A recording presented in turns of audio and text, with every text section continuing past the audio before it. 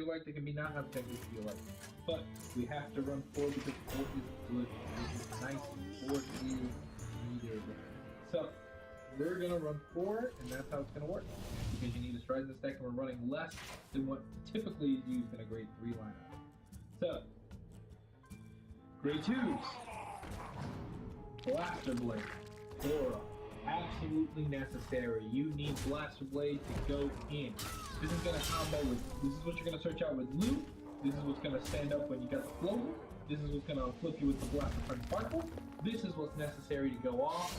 You're gonna need this. It's gonna be pinnacle to your success. Next, we run 4 of the what I call the enabler of the deck. Lou's gonna set you up for beastly plays because once you boost him with Flogel or with Barkle, you're still gonna hit some pretty good lines. You're gonna search out the blaster, then you're gonna go in for face, and face is the place. So let's get this. Keep going. So 4 next. Your searcher. We're running 4 of Benon. Benon is devastating. Benon is good. Benon is fun. Benon is life. Benon is your Sword Bee replacement. We don't get to use Sword Bee anymore, so we use this to search out Richards and to draw 3 cards instead. Isn't that so much better sometimes? You just gotta think about it. Isn't it just better? This deck, your front lines are already beaten, so you're just getting a free card, which is nice. You're getting a free card for CD. You're getting a dude and a draw for counterblast 1 so much. That is a cost I am willing to pay. So, aside from that, we run a 1 of Knight of Twin Sword. Knight of Twin Sword is beautiful. It is good. The reason we run a 1 of is because we search it with Millis, and we can search it with Outmile. If it's not on the damage, it's not in the drop zone, we can use it wherever we want, and it's great. So we're using it as a 1-of, and it works. It's worked pretty well for me so far. I hope it does the same for you. Moving on to grade 3, the 4 daddy of the deck. Sanctuary Guard Dragon. If you don't know what it does, I don't know why I watched the video, but on ride, you discard a card, search your grade 1, and add it to your hand if I remember right? Yes, of course. No, call it to rear, duh. Discard a card, call grade 1 to rear, and then Lunar Break 4 and gets +3 for every grade 1 or less. You're rarely, if ever, going to use a Lunar Break 4, but you only use the first skill because you use it before stride. So it's going to be great. And since we don't have the Daigo deck, we're stuck using Sanctuary Guard against Steve. So, and really we only use him because he has Sanctuary Guard in his name. Now, moving on to the Stride deck. We're going to run our always 1 of Seabreeze. We run our 1 of Seabreeze in case you run to the mirror match to the side. 2 Stolen to grade 2. For the G assist, we punish them and we go for winning the game. Continuing the 1 of Spree, we run a 1 of Samuel because you never know when you're going to need to deal the damage, and this deck is pretty good at creating a board, and this can help you punish opponents when you do create a board.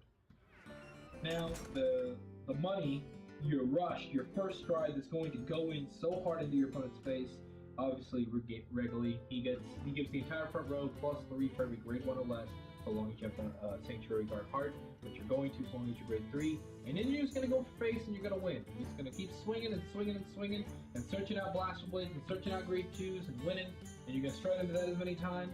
Let's say you don't have dudes, but you still kind of want to make some lines, then you call in your 4 of at miles. Now before, back when this was an 8G zone, we only ran 2, but now with 16, we're going to run 4 because why wouldn't you?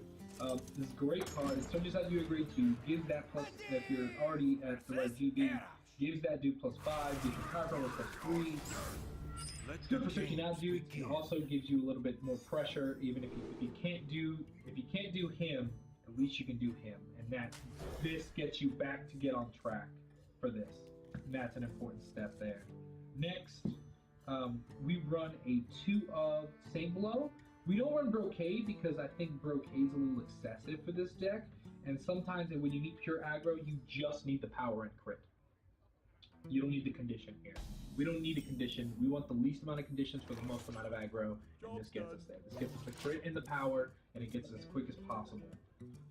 Next, as far as G Guardians go, I run 5. I run 3 of the Fighters Collection. The best we got is 20k shield. It works. It's pretty easy to get off. I enjoy it. We run a 1 of Screw You because the 1 of, it's an extra 10k. It's your only way to get an extra 10k, and it's a pretty solid choice.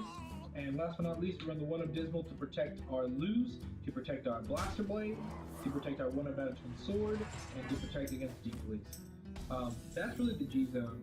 Now, the reason I sprinted through this is because it's pretty much what I used to run before, minus the G expanse stuff. But the question I bet you're wondering involves the grade 2s. So, if I have the grade, just to answer this question, should you stall at grade 2 or should you not?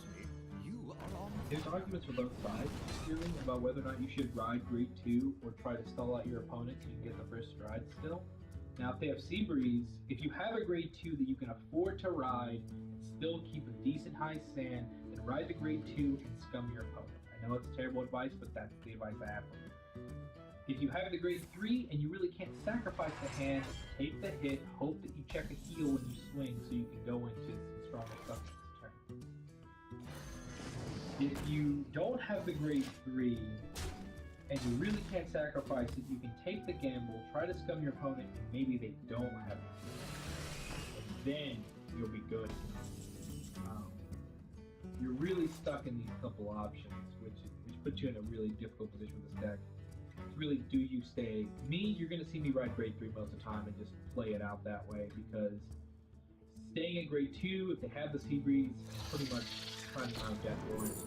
If they don't have the Sea Breeze and I scum them, then I might win, but kind of tough bet.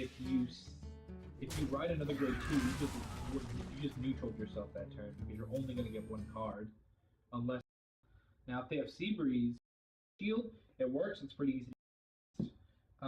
Your first stride that's going to go in so hard into your opponent's face, obviously regularly, he gives the entire front row +3 for every grade 1 or less, so long as you have the Sanctuary Guard Heart, which you're going to so long as you're grade 3, and then you're just going to go for face and you're going to win. You're just going to keep swinging and swinging and swinging and searching out Blaster Blades and searching out grade 2s and winning, and you're going to stride into that as many times. Let's say you don't have dudes, but you still kind of want to make some lines, then you call in your 4 up at mild. Now before, back when this was an 8 G zone, we only ran 2, but now with 16, we're going to run 4 because why wouldn't you? This is a great card. It searches out you at grade 2, gives that plus, if you're already at the right GB, gives that dude +5, gives your entire front row +3.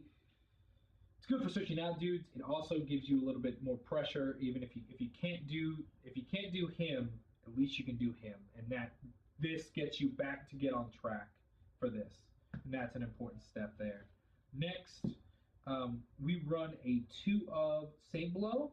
We don't run Brocade because I think Brocade's a little excessive for this deck, and sometimes when you need pure aggro, you just need the power and crit. You don't need the condition here. We don't need a condition. We want the least amount of conditions for the most amount of aggro, and this gets us there. This gets us the crit and the power, and it gets us as quick as possible. Next, as far as G Guardians go, I run 5. I run 3 of the Fighters Collection. It's the best we got, 20k shield. It works, it's pretty easy to get off. I enjoy it. We run a 1 of Screw You, because the 1 of, it's an extra 10k. It's your only way to get an extra 10k, and it's pretty solid choice. And last but not least, we run the 1 of Dismal to protect our lose, to protect our Blaster Blades, to protect our 1 of Twin sword, and to protect against deep police. That's really the G zone. Now, the reason I sprinted through this is because it's pretty much what I used to run before, minus the G expanse stuff. But the question I bet you're wondering involves the grade 2s. So, if I have the grade, just to answer this question, should you stall at grade 2 or should you not? There's arguments for both sides, really, about whether or not you should ride grade 2 or try to stall out your opponent so you can get the first stride still.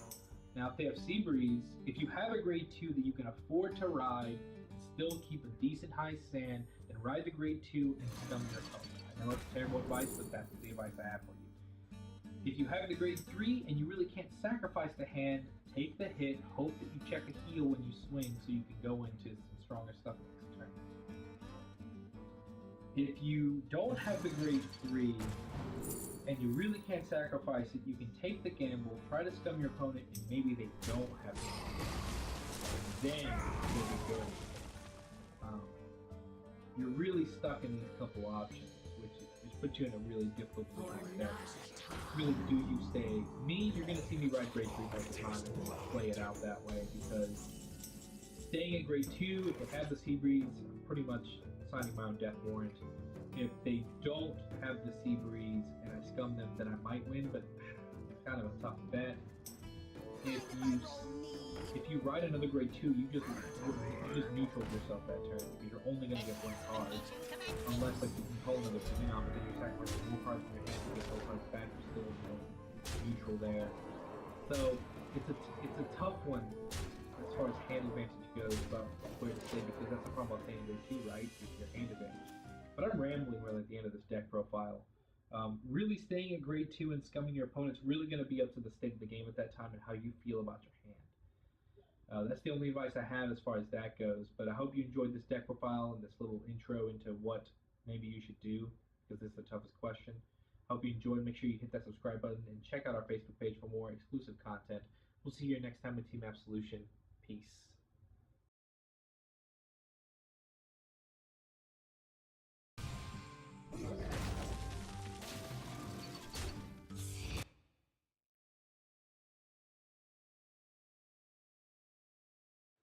You've asked for it, guys. Can the Sanctuary Guard Dragon beat the Hand Traps of Kagero? My deck was designed to beat you. Stick around.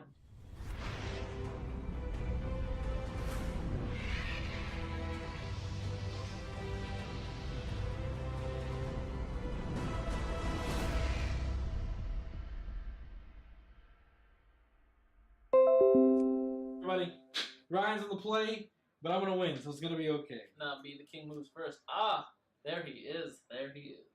I'm going to show you this here Conroe.